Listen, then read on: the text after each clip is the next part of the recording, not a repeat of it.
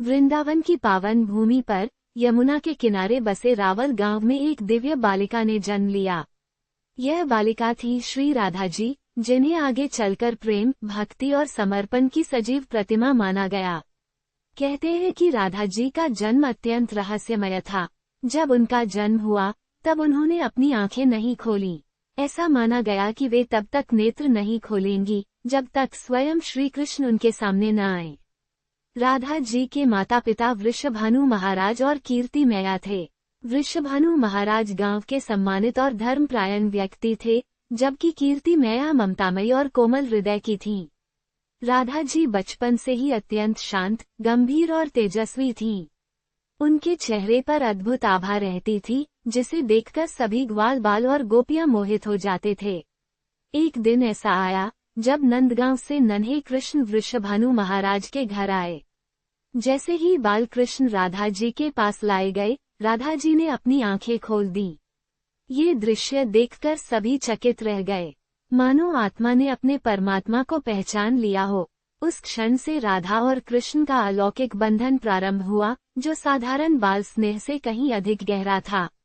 राधा जी का बचपन वृंदावन की लीलाओं से भरा हुआ था। वे अपनी सखियों के साथ यमुना तट पर खेलती, फूल चुनती और गायों को चराने जाती। लेकिन इन सब के बीच उनका मन हमेशा किसी अदृश्य आकर्षण में डूबा रहता।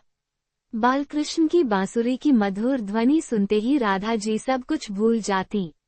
वह ध्वनि उनके हृदय को स्पर्श करती और मन में अनोखी शांति भर देती।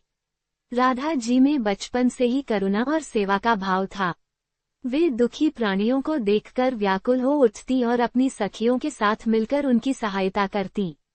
किसी के आंगन में यदि दुख होता तो राधा जी का मन वहां खींचा चला जाता। उनकी वाणी में मिठास और व्यवहार में सरलता थी, जिससे सभी उन्हें अत्यंत प्रिय मानते थे। एक बार की बात है, जब वृंदावन में भीषण गर्मी पड़ रही थी। यमुना का जल कम होने लगा और गायें व्याकुल थीं। बालकृष्ण ने सभी ग्वाल बालों को खेल में उलझा लिया, लेकिन राधा जी चुपचाप यमुना किनारे बैठकर प्रार्थना करने लगी। कहते हैं कि उनकी निश्चल प्रार्थना से यमुना पुनः लहराने लगी और वातावरण शीतल हो गया।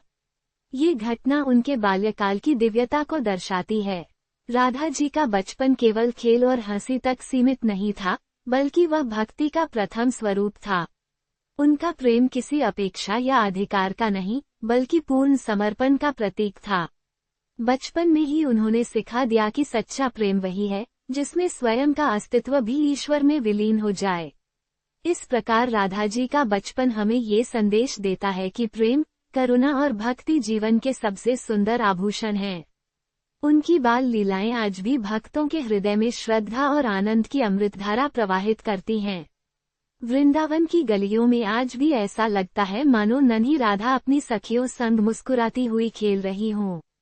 वृंदावन की